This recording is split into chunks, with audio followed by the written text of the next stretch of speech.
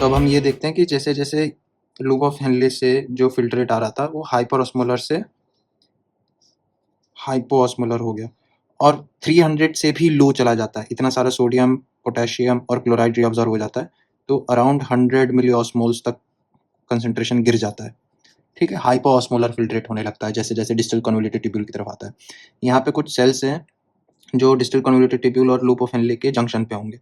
इनको हम लोग बोलते हैं मैकुला डेंसा। ठीक है, मैकुला डेंसा क्या डिटेक्ट करते हैं? इनका काम है basically they sense the sodium levels.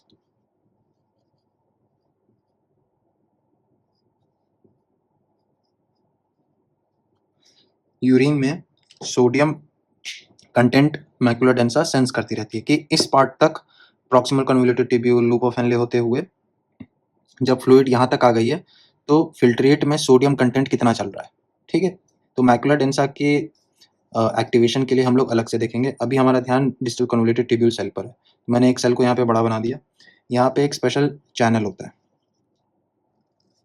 ठीक, उससे पहले मैं आपको यहाँ पे एक और चैनल प्रोटीन जो है उससे बना देता हूँ। इसको आप जानते हैं,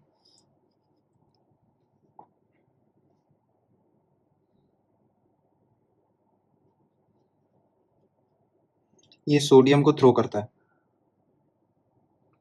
ठीक, और पोटेशियम को अंदर लाता है। उसी तरह से यहाँ पे एक और चैनल प्रोटीन है,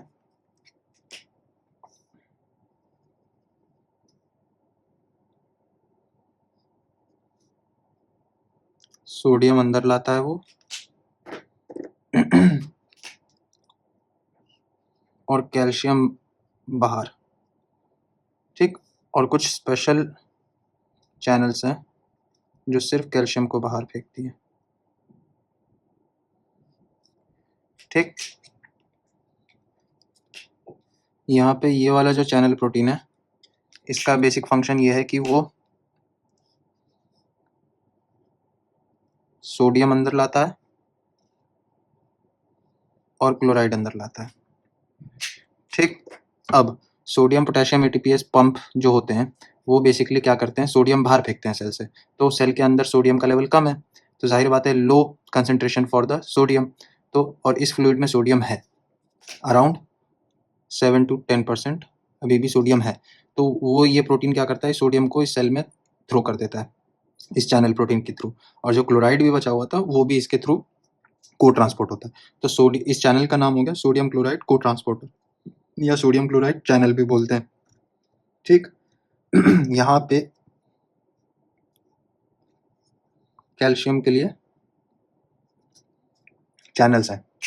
ठीक, तो बेसिकली क्या है कि बेसोलैटरल साइड पे सोडियम कैल्शियम एंटीपोर्ट है, मतलब सोडियम को अंदर लाता है और कैल्शियम को बाहर फेंकता है। ठीक, तो सेल के अंदर जो होगा कैल्शियम वो लो होगा, और जो फिल्ट्रेट में अगर कैल्शियम प्रेजेंट होगा तो वो भी रीअब्जॉर्ब हो जाएगा। हमें कैल्शियम लूज नहीं करना, तो कैल्शियम रीअब्जॉर्ब भी हो जाता है। ठीक, तो बेसिक रूल ये है कि ये जो सोडियम पोटेशियम एटीपीएस पंप है इसने सेल के अंदर सोडियम के कंसंट्रेशन को कम किया। ठीक, लेकिन यही उल्टा कर रहा है ये चैनल सोडियम कैल्शियम एंटीपोर्ट, ये अंदर ला रहा है सोडियम और इसी सोडियम को ये सोडियम पोटेशियम एटीपीएस पंप बाहर फिर से फेंक देता है। तो ताकि इस सेल के अंदर सोडियम का लेवल कम रहे, सोडियम का लेवल कम रहेगा। ठीक, तो यहाँ से सोडियम तेजी से आएगा और यहाँ से सोडियम फिर आएगा और ये सोडियम यहाँ से बाहर चला जाएगा। ठीक है, और कैल्शियम का लेवल हमेशा लो रहता है सेल के अंदर इन दो चैनल्स की वजह से। ठीक, ये तो कैल्शियम चैनल हो गया, ठीक, ट्रांसपोर्टर हो गया। तो ये बार बार थ्रो करता है कैल्शियम को सेल से बाहर, तो लीकी चैनल के थ्रू फिर ये जो आयनिक चैनल्स होते हैं फैसिलिटेटेड डिफ्यूजन के थ्रू ये कैल्शियम अंदर रीअब्जॉर्ब हो जाएगा वापस। ठीक, अब देखने वाली बात यह है कि ये वाला जो ग्रीन चैनल है जो कैल्शियम को बाहर फेंक रहा है this is also under hormonal influence, और हार्मोन है पैराथायरॉयड हार्मोन। ठीक, उसका रिसेप्टर है 7 पास रिसेप्टर।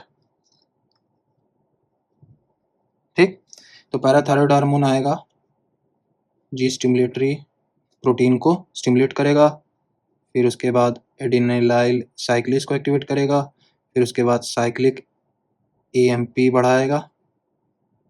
ठीक, साइक्लिक एमपी से फिर प्रोटीन काइनेज ए।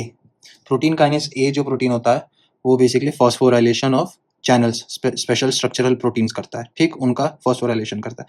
तो ये जो कैल्शियम का जो ट्रांसपोर्ट वाला चैनल है इसको फॉस्फोराइलेट कर देगा, ठीक, फॉस्फोराइलेट करेगा तो ये जल्दी काम करने लगेगा, तो कैल्शियम सेल से बाहर जल्दी जल्दी थ्रो आउट होगा, और उसी वजह से ये जो कैल्शियम होगा ये भी जल्दी जल्दी अंदर हाई ग्रेडियंट से लो ग्रेडियंट की तरफ भागेगा, हाई कंसेंट्रेशन से लो कंसेंट्रेशन की तरफ भागेगा। तो हमने सोडियम भी रीअब्जॉर्ब कर लिया, क्लोराइड भी रीअब्जॉर्ब कर लिया और कैल्शियम भी रीअब्जॉर्ब कर लिया। तो हमारा मेन मोटो यही था कि हमें कैल्शियम थ्रो आउट नहीं करना है, ठीक है। फॉस्फोराइलेशन सोडियम कैल्शियम एंटीपोड का भी होगा, तो जितनी तेजी से ये काम करने लगेगा तो सोडियम अंदर बढ़ने लगेगा, सोडियम बढ़ने लगेगा तो एटीपीएस पंप को भी जल्दी जल्दी काम करना पड़ेगा और इसी सोडियम को ये बाहर फेंकेगा। तो इन जब ये वाला चैनल भी तेजी से काम करेगा तो सोडियम बाहर से अंदर भी तेजी से आएगा, लेकिन अंदर से कैल्शियम भी बाहर जल्दी जाएगा। तो सेल के अंदर बेसिकली हमने सोडियम के लेवल्स भी कम कर रखे हैं, कैल्शियम के लेवल्स भी कम कर रखे हैं, तभी तो यहाँ से सोडियम और कैल्शियम जल्दी जल्दी रीअब्सॉर्ब होंगे, ठीक। अब आगे देखते हैं। अब हम लेट डिस्टल कन्वोल्यूटेड ट्यूब्यूल की बात करेंगे और कलेक्टिंग डक्ट की। तो बेसिकली जो distal collecting duct convoluted tubule होता है उसमें दो तरह के सेल्स होते हैं, इंटरकैलेटेड सेल्स और प्रिंसिपल सेल्स। इंटरकैलेटेड सेल्स का नाम इंटरकैलेटेड इसलिए है क्योंकि ये दो प्रिंसिपल सेल्स के बीच में होता है, ठीक है। और इंटरकैलेटेड सेल्स का जो बेसिक फंक्शन होता है, जो मोस्ट इंपॉर्टेंट फंक्शन है, इन सेल्स को हम लोग प्रोटॉन सिक्रीटर भी बोलते हैं, ठीक। तो ये क्या करते हैं कि ये प्रोटॉन सिक्रीट करते हैं सेल्स के बाहर, ठीक। अब इंपॉर्टेंट बात यह है, हमें यह मालूम है कि सेल के अंदर अगर मान low carbon dioxide plus water ये दोनों कंबाइन होंगे, फिर बनेगा कार्बोनिक एसिड और ये फिर से टूट जाएगा बाइकार्ब और प्रोटॉन में, ठीक। अब यहाँ पे जो एंजाइम होता है उसका नाम होता है कार्बोनिक एनहाइड्रेस, और यही जो प्रोटॉन बन गया हमारा वो ये प्रोटॉन इस चैनल के थ्रू बाहर फेंक देता है। इस चैनल का नाम होता है प्रोटॉन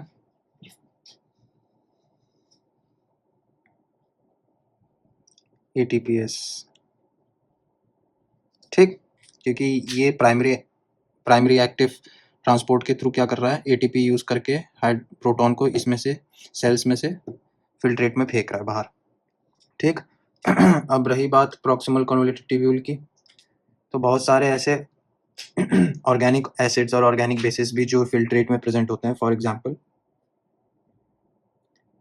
HPO4, H2PO4, ठीक, मोनोबेसिक एंड डाइबेसिक एसिड्स हैं ये। तो वो क्या करते हैं ना, वो जब यहाँ पे आते हैं, पहुंचते हैं, फॉर एग्जांपल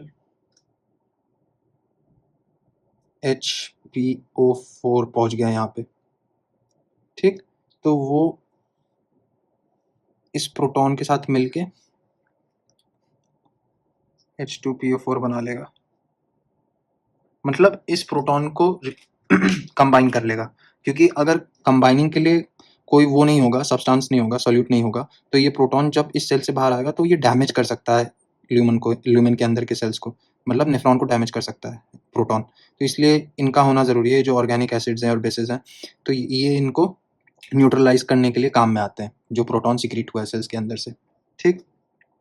और इंटरकैलेटेड सेल्स का अगर आप देखो इनडायरेक्ट फंक्शन क्या है, बाइकार्ब्स को रिप्लेनिश कर रहा है, ठीक। उसी तरह से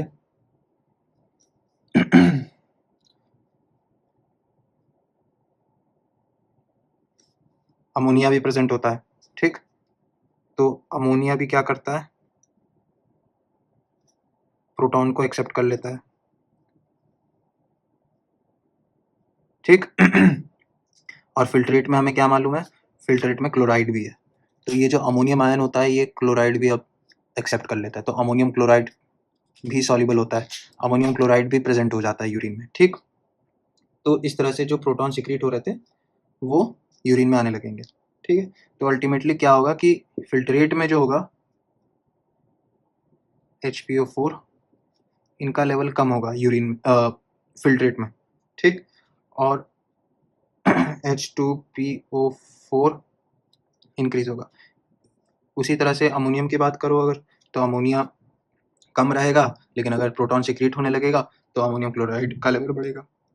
ये वाला जो कंडीशन है ये तब होगी जब एसिडोसिस हो रहा होगा पेशेंट को, क्योंकि एसिडोसिस की कंडीशन में जो प्रोटॉन होगा वो ज़्यादा सिक्रीट होगा यूरिन में। प्रोटॉन ज़्यादा सिक्रीट होगा तो ये कॉम्प्लेक्स ज़्यादा बनेगा, या सॉल्ट, ये सॉल्युबल सॉल्ट ज़्यादा होगा, तो यूरिन में ऑटोमेटिकली H2PO4 के लेवल्स बढ़ने लगेंगे।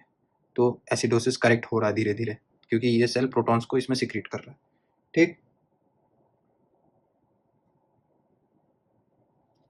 और यहाँ पे एक और चैनल होता है,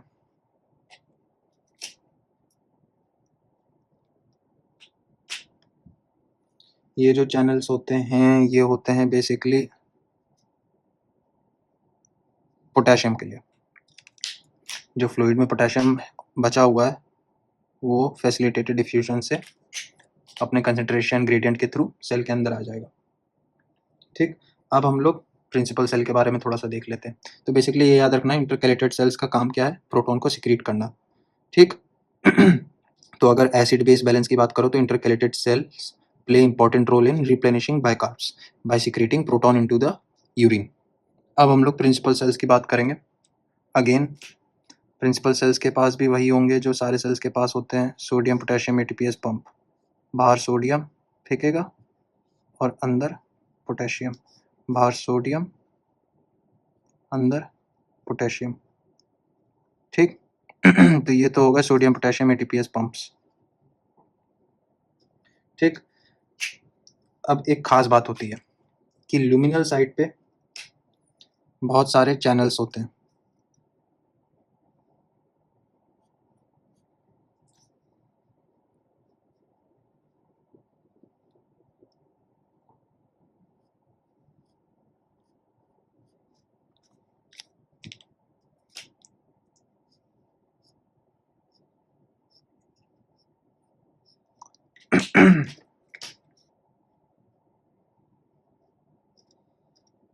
ठीक।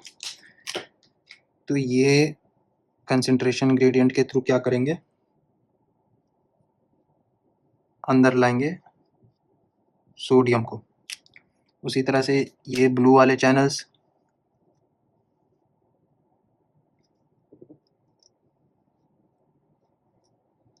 अंदर से बाहर पोटेशियम लाएंगे, ठीक। तो ये तो नॉर्मल चैनल्स हैं। तो फैसिलिटेटेड डिफ्यूजन के थ्रू सोडियम अंदर पोटेशियम बाहर, क्योंकि सेल के अंदर सोडियम पोटेशियम ATPase पंप ने क्या किया है, पोटेशियम अंदर ज़्यादा कर दिया, सोडियम बाहर कम ज़्यादा कर दिया। तो सेल के अंदर सोडियम कम है तो ऑटोमेटिकली जो फिल्ट्रेट में जो बचा हुआ सोडियम था, अब तो सोडियम और कम बचा होगा, सोडियम अराउंड 3 to 5% सोडियम बचा होगा, क्योंकि डिस्टल कन्वोल्यूटेड टेब्यूल में भी सोडियम का रीअब्जॉर्प्शन हुआ है। तो 10% से अराउंड 3 to 5% जो बचा हुआ सोडियम था वो रीअब्जॉर्ब होता है, ठीक है। और सेल के अंदर पोटेशियम, प्रिंसिपल सेल के अंदर पोटेशियम ज़्यादा था इस पंप की वजह से, तो ये आयनिक चैनल्स के थ्रू पोटेशियम बाहर आ जाएगा। तो प्रिंसिपल सेल का बेसिक फंक्शन, इंपॉर्टेंट फंक्शन क्या है, one of the important functions potassium को बाहर फेंकते हैं, ठीक। ये इंपॉर्टेंट चीज़ है। अब हमें ये देखना है कि सेल का जो प्रिंसिपल सेल का जो न्यूक्लियस होता है, ठीक, उसके पास जेनेटिक इंफॉर्मेशन होती है, ठीक है। और यहाँ पे हमें मालूम है कि last part of the nephron is under the influence of aldosterone. तो अगर मान लो अगर ब्लड में एल्डोस्टेरोन प्रेजेंट है, ठीक, तो इसका जो रिसेप्टर होता है वो इंट्रासेलुलरली प्रेजेंट होता है, ठीक। और ट्रांसक्रिप्शन फैक्टर के थ्रू इस जेनेटिक कोड को बाहर रिप्रेजेंट करेगा, इस जेनेटिक कोड को रेप्लिकेट करेगा, ठीक, और बनाएगा मैसेंजर RNA, ठीक। क्योंकि aldosterone is a lipid soluble hormone, ठीक। तो ट्रांसक्रिप्शन फैक्टर के थ्रू जेनेटिक कोड को mRNA में कन्वर्ट करेगा और फिर ये प्रोटीन में कन्वर्ट हो जाएगा। अब ये प्रोटीन्स कौन से प्रोटीन्स हैं ये समझना इंपॉर्टेंट है। तो ये बेसिकली 3 तरह के प्रोटीन्स बनाएगा, ये जो जेनेटिक कोड होगा ये 3 तरह के प्रोटीन्स, ये वाले सोडियम चैनल्स, ये वाले पोटेशियम चैनल्स और सोडियम पोटेशियम एटीपीएस पंप। ठीक, तो इससे ये समझ में आ गया कि जब भी एल्डोस्टेरोन बढ़ेगा या प्रेजेंट होगा ब्लड में तो क्या होगा, सोडियम चैनल्स बढ़ जाएंगे, पोटेशियम चैनल्स बढ़ जाएंगे ल्यूमिनल साइड पे, और बेसोलैटरल साइड पे सोडियम पोटेशियम एटीपीएस पंप बढ़ जाएंगे। तो जब ये ज़्यादा होंगे ये वाले पंप्स, तो सोडियम बाहर जल्दी फेंकेगा और ज़्यादा फेंकेगा, तो सोडियम भी जल्दी और ज़्यादा रीअब्जॉर्ब होगा। ठीक, उसी तरह से पोटेशियम ज़्यादा एक्सक्रीट होगा। ठीक है, तो ये तो बेसिक फंडा हो गया कि सोडियम बाहर गया, सोडियम रीअब्जॉर्ब भी जल्दी होगा, और पोटेशियम ज़्यादा जल्दी जल्दी कलेक्ट भी होने लगेगा सेल में, तो पोटेशियम भी जल्दी एक्सक्रीट होगा। ठीक, तो ये बात थी हमारे प्रिंसिपल सेल्स की। अब हम लोग